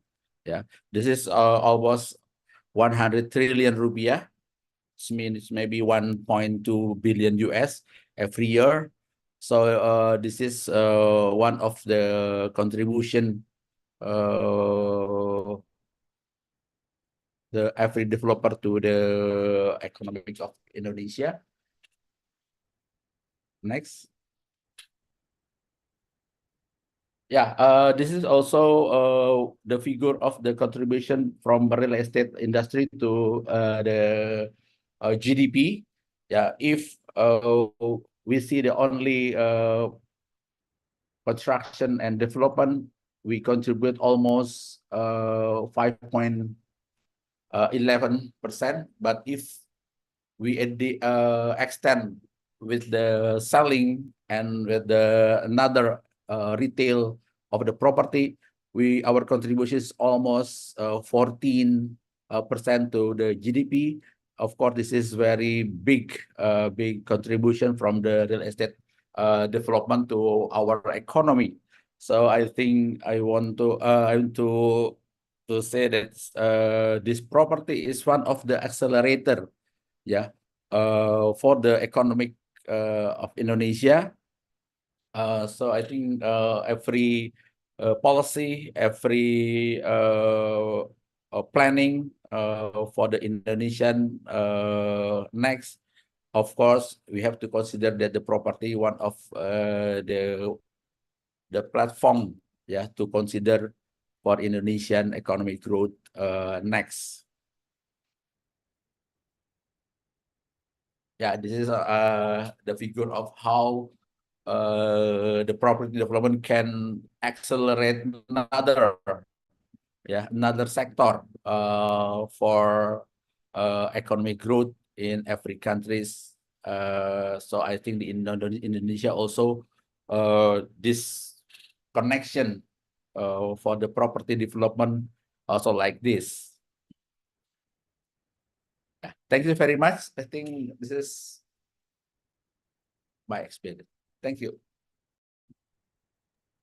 Thank you, Professor Mr. Sumawinata, for your presentation. That we, for the Indonesia context, it has been shown that the property developer in general increasingly contributing towards our development, and also contributing economically towards the economy of the country.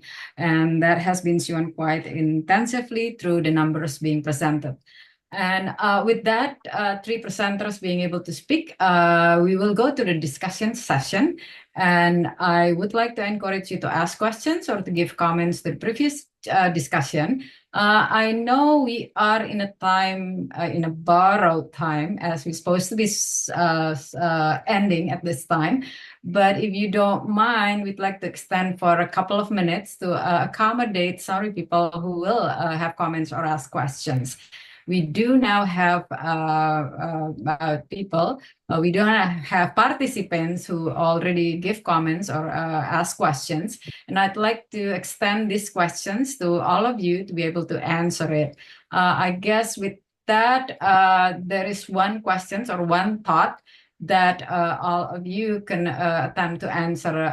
This is coming from, I think it's Mr. Stevie Leonard Harrison from Universitas Indonesia, or University of Indonesia, with questions on green urbanism, how its trend in Asia Pacific and specifically in Indonesia can match with the rapid urbanization that we experience right now, that currently we really depend on a socio-economic dimension while disregarding the environmental dimension, especially if you look at the Indonesian context. So how we balance out between the need to fulfill the fast pace of urbanization through housing or settlement, accelerating settlement provision, with the need for a green urbanism. I guess it can be reinterpreted in a wider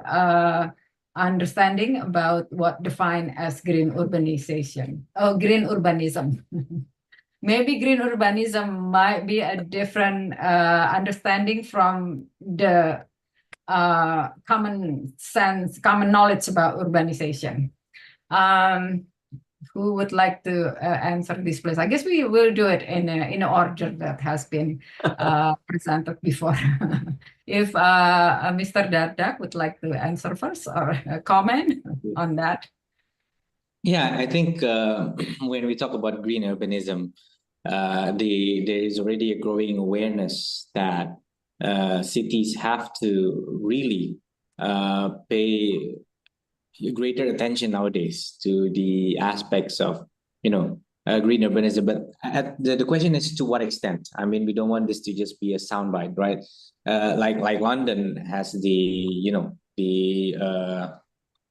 firmness of creating a green belt, limiting cities to no longer grow beyond, and as such, they would be able to stop conurbation from happening.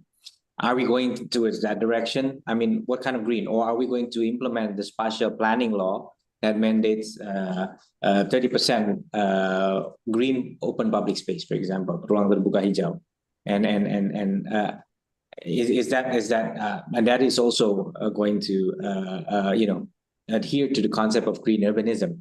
Are we going to actually go even a step further and start to really scrutinize the design, especially of high-rise, of high-intensity land use, and the conformance to the conservation of energy, for example?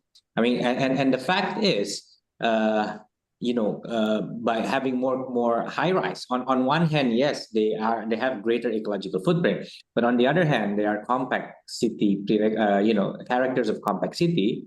Mobility of people will not be car dependent. You can have more activity being done on a smaller amount of land, and that will create smaller mobility, less people actually being dependent on cars, for example. If a city makes a rapid shift from a design that is going to steer them away from a ribbon development model where they just cluttered, on the side of the road into something that is more,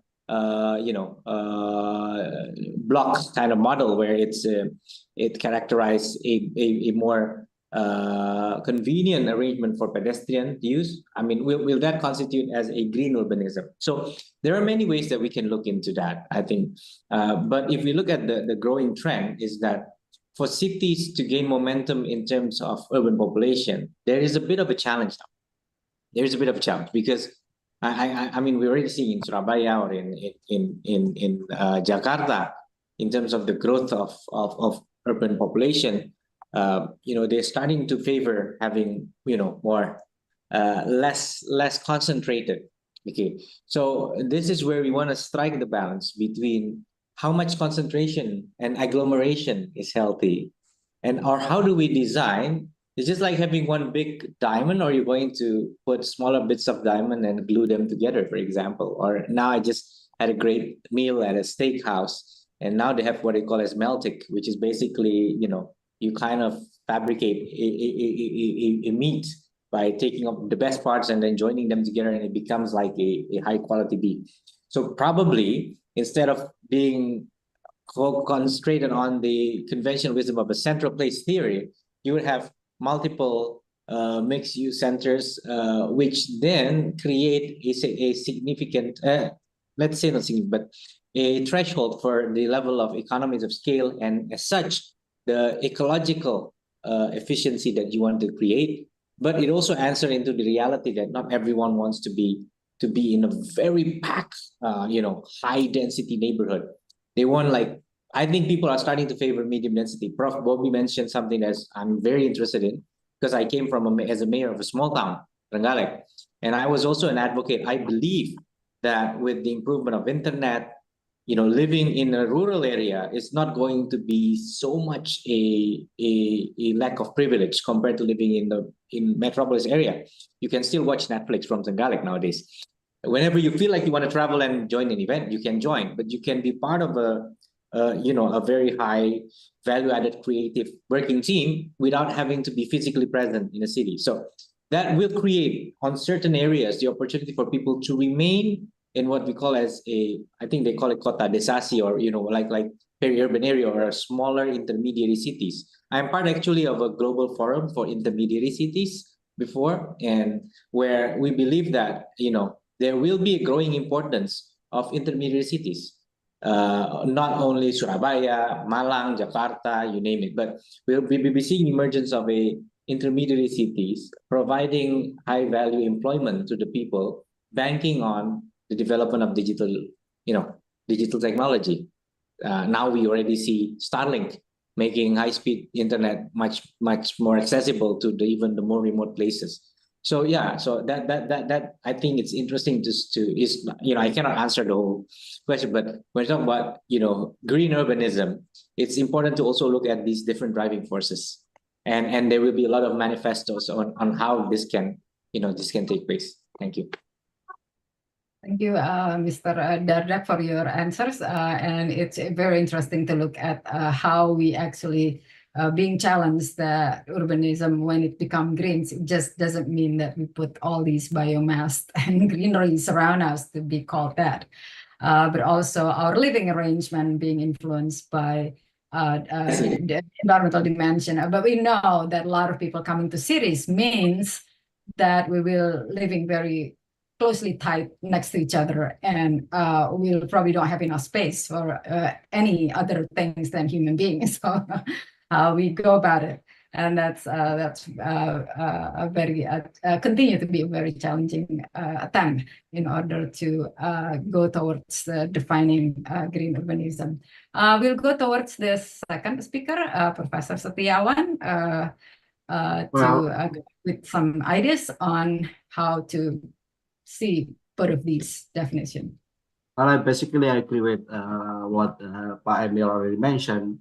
On first, that we have to really understand the idea of green urbanism in a holistic, deeper way, not just in terms of providing 30% of green space in the city, but it's related to the even lifestyle of the people living in urban area, in which not really spatial aspect when we talk about green urbanism, but more on the how we can direct a more efficient way of living in urban area. And we learn a lot from the pandemic that to some extent we practicing already, somehow the efficient mobility, efficient even consumption, and efficient space to some extent as well. Although we are talking about the density, but we learned from the pandemic that a lot of things should be done after the pandemic in terms of more efficient urban way of living. But one thing I have to also remind all of us that the role of planners in that idea, green urbanism, is important, especially in ensuring that planner role is really to ensure that the public need, public space, public interest is provided, and even because the role of planners is actually not only providing but defending public interest. Yeah, public space is one thing, public transport another thing, public housing. So in this context of rapid urbanization, 70% of people living in cities in the next 2 decades, we have to really provide more mass and public services. Yeah, because only by providing public services, then all people and more people will able to live efficiently in more equal way, rather than competing each other to find their own, luxury, their own needs. So again, very important in the context of green urbanism, the role of planner in ensuring, and defending to some extent public need, public interest of the whole people in cities. Thank you, Professor Setiawan, for your insight about how do we see public interest, and that also means including the green aspect or the environmental aspect of being engaged in fulfilling the demand of from urbanization. And we end up being in a supply management. How do you provide supply for the people who needs them? But we're not talking much about, kind of a demand management. How do we manage the demand of people so that in some ways they might have to change their behavior in order to create room or space to which public interest can have space in the limited place or the limited space that we are having at this moment. Thank you, Pak Bobi. And we go lastly to Pak Sulaiman to give insight to this discussion on green urbanism and urbanization.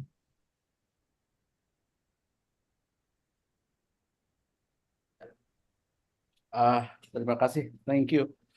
Green urbanism is a very interesting idiom for us. Actually, we, according to our experience in the development, our project in Serpong, in Alam Sutra, we try to develop this area. Maybe at that time, the 1994, we never call it about this is the urban green urbanism, but our approach from the beginning, we try to do with this. We discuss with our consultant. We call it the landscape master planning. Landscape master planner from the Irvine, this Sasaki Walker and Associate. The approach for the development is not coming from the land use, this coming from the capacity and capability of the land. We try to calculate about the rainfall first. So we calculate how many area can be covered by the building. So after that, we calculate also how to manage the water flow with the rainfall rates to calculate to cover the rainfall. The result is we deliver the runoff, zero runoff to other development. This is our approach. Yeah, let's call it they call this approach is the landscape planning first, coming from the capacity of the land to build. So after that, we know the calculation that we got the almost 55% the land can be covered by the building. So we want to build almost 60% of this. How to manage the 5% of the rainfall with the to manage the water. So we try to approach with the second level of the catchment area. So why we put in the tree like Trembesi and so many tree that can cover the rainfall to this. I think this is part of the environmental approach development.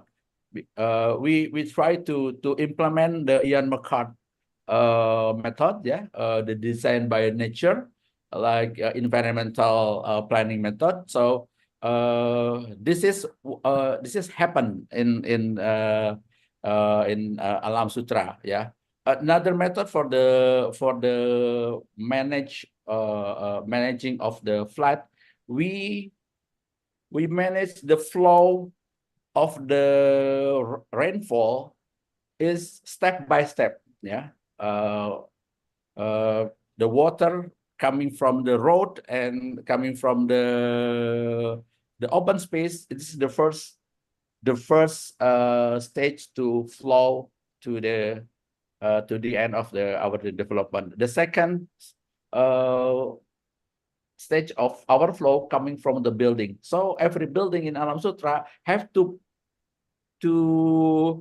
barrier in the first time, not to flow the rainfall to the public area first. So after 2 hours, they can flow the water coming from the building to the area. This is one of the approach our development so far. So another method we try also, we try to manage the every single of the building with the solar panel, maybe to manage another energy for the electricity. And we also try to recycle of the garbage. Yeah, we try to put so many green area in surrounding here. So also we manage the flow of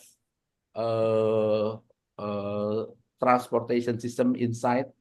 Yeah, so I think this is one of our experience so far to try to manage the green urbanism. Maybe this is the idiom right now, but we already start this method from the 1994 for our project. Thank you. Thank you, Mr. Sulaiman, for your explanation, especially on a micro level of how do we deal with the definition of green urbanism. Mr. Dardak, you seems to be a star today because there are more questions directed to you. And I know we're towards the end and we have just about a couple of minutes to end our meeting today.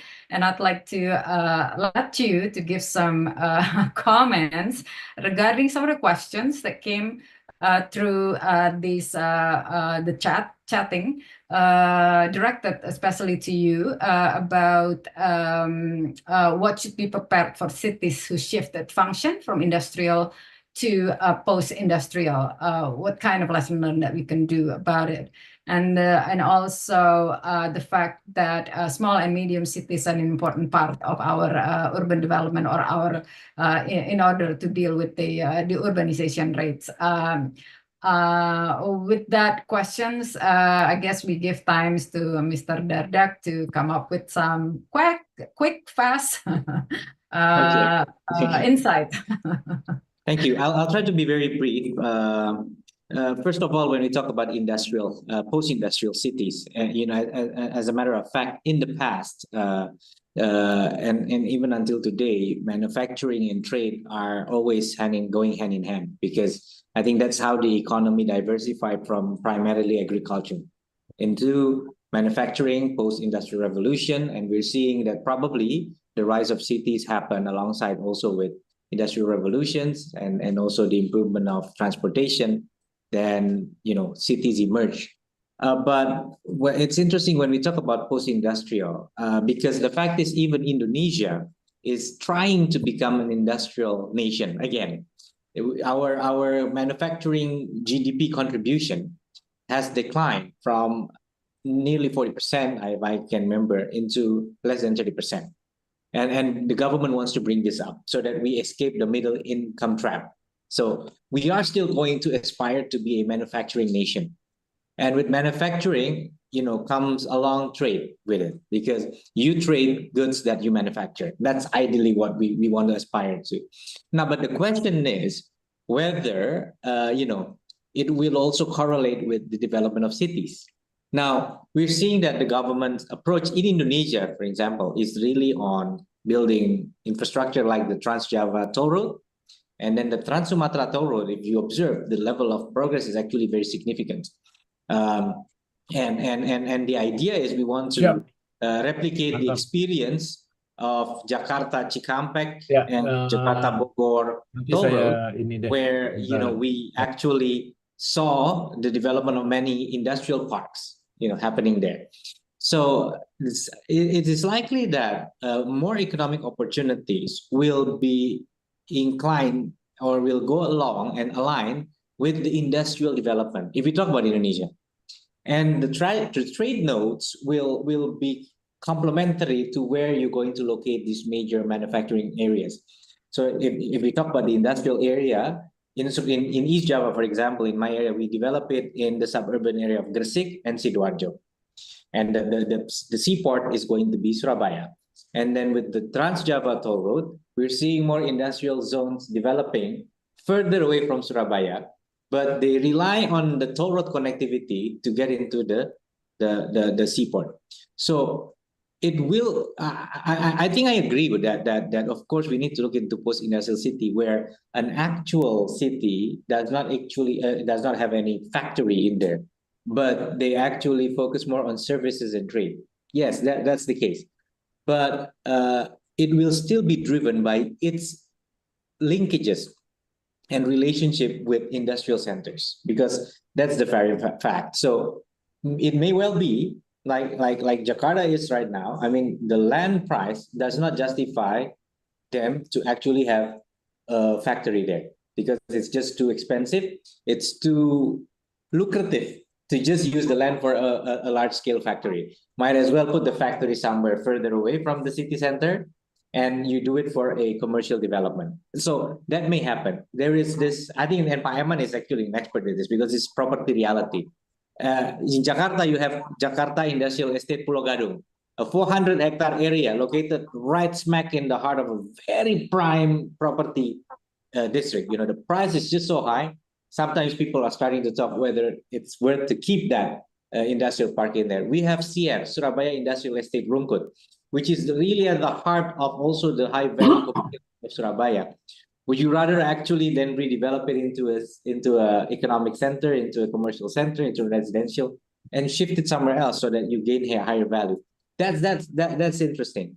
But so that's what I see as the post-industrial sort of adjustment is when there is a reality in the property price. That's why one of the things I'd like to mention, this is also relating to small, medium cities, is I just, listening to this presentation, I was enlightened by an idea. The challenge, I think in Europe, we have a task force for affordable housing. And I attended the UN Habitat Assembly back in 2023 in Nairobi. It's once every 4 years. We talk about the issue of land prices going exorbitantly high. But you know what? Let's say you have a house of 5 billion. Do you think you can rent it for 500 million a year? No way. You probably will be lucky to even be able to rent it for 100 or 150. Your rental yield goes to very low, probably 3 to 5%. We want to shift the provision of affordable housing from government buying land from the landowners into entering into long-term land lease, providing them with the 3 to 5% yield over 30 years. And that will help government accelerate the provision of the public housing. And then towards the end, we need to start regulating the price.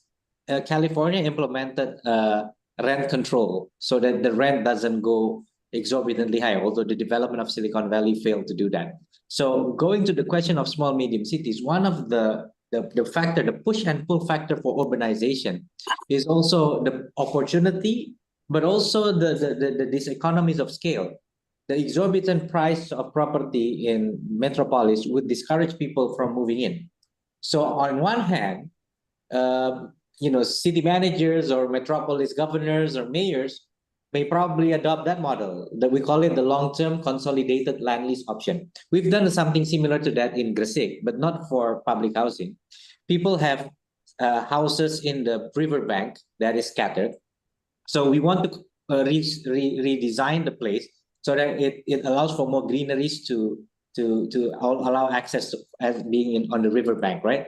So in the riverside. So we consolidate the land ownership. We help them build a new housing by the government, but the land title is redistributed accordingly.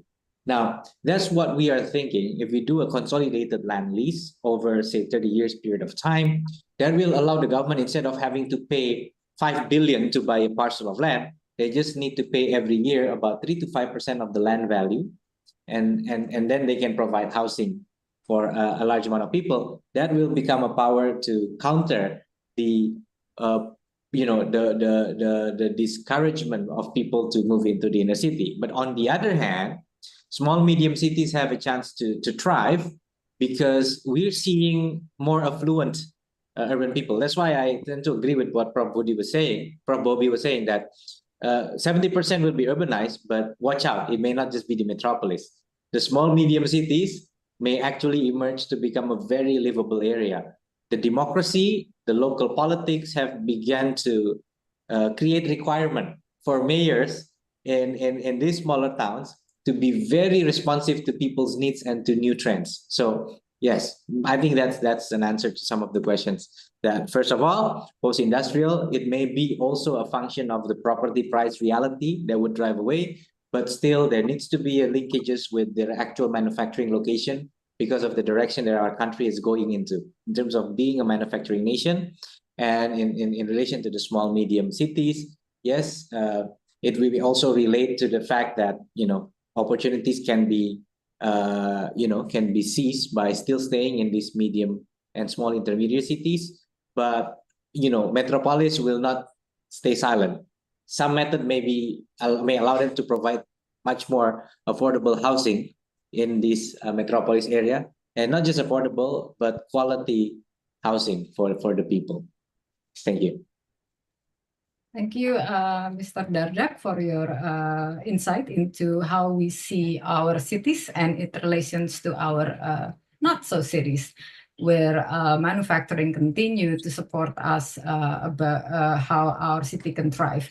And we'd like to also redefine again what is defined as manufacturing, because it's probably moving away or in some ways changed from a labor base to more capital base. And then in that sense, we also lead our development of manufacturing towards R&D, towards more knowledge base that help out with our manufacturing activities, and that can help us see the position of the manufacturing activities for our cities, and for our development. With that in mind, I would like to probably end this meeting. And would like to let you know that in this webinar, we attempt to use AI companion as a way to develop summaries from this meeting. So one way or the other, your name might appear in our summary, which right now I would not mention our summary yet. It will probably be posted, and with that, we make sure that the AI generated summary will be the one that we sort of agreed to come up with. We all know we have time limitation, and we also pressure to do a lot more works these days than in previous days. So AI activities might be our savior to help us continue to be sane and being able to do our work. With that in mind, we witness, we actually hear, we actually listen to some realities, some facts, some situation that currently we deal with at the Asian cities, and how these new cities, including the city that hasn't existed yet, and new cities that come up from the old type cities exist to fulfill or to meet with the challenge that we come up right now with our urbanization. And with that, I would like, on behalf of IAP, to thank Mr. Emil Dardak, to thank Professor Bakti Setiawan, to thank Mr. Sulaiman Sumawinata for doing a presentation and sharing your extensive knowledge on new cities in Asia Pacific. And we'd like to give you some applause for that. Thank you. Probably. Thank you, Budeti. Thank you so much. And with Pak that, Emil, excellent. Sukses terus Pak Emil. Thank you. Izin nanti yes, saya we memakai have our Prof. hope very high on you, Pak Emil Dardak. So we are one of your support. Thank you. Thank you. Being the younger generation, has been very active. Yeah, from 10 or 15 years ago. I know him since then. Yeah. So with that in mind, I would like to return our doing the moderating back to Pak Andi to end up closing the meeting today. Please, the time is yours, Pak Andi. Yes, and thank you also, Bu Teti, for facilitating the enrichful discussion among our prominent speakers here. Again, Mas Emil, Prof. Bobby, Pak Iman, thank you very much for joining us. And hopefully we can continue our discussion later on September 10 until 13 in ISOCARP Congress in New Clark City. It's very relevant again. I know it's not enough time for us to answer those challenges and also catch up the opportunities that occur and will be occur in Asia region. So then hopefully our participant here can also look at the website and see whether it's suitable time and also perfect time for them to send papers and also to provide session with us. Thank you very much, the all participants also for joining us, and see you again in another IAP Talks in the future. Selamat sore. Selamat Adi. Just to make wabarakatuh. sure Teti is really not artificial Teti, right? It's real Teti, right? In front of us. It is Yes, sure. artificial, Tati. Don't you see I'm too perfect? Okay, I'm thinking perfect to moderate, so I'm thinking artificial Teti. We don't need any resume, AI resume. AI resume, guys. Come Okay. on, it doesn't have to be me. So again, nanti panitia kontak kalian ya. Makasih semua. Thank you everyone. Semuanya. Participants. Terima kasih. Yo. Prof. Bobby, Pak Andi, Bu Titi. Yo, Pak Iman. bye.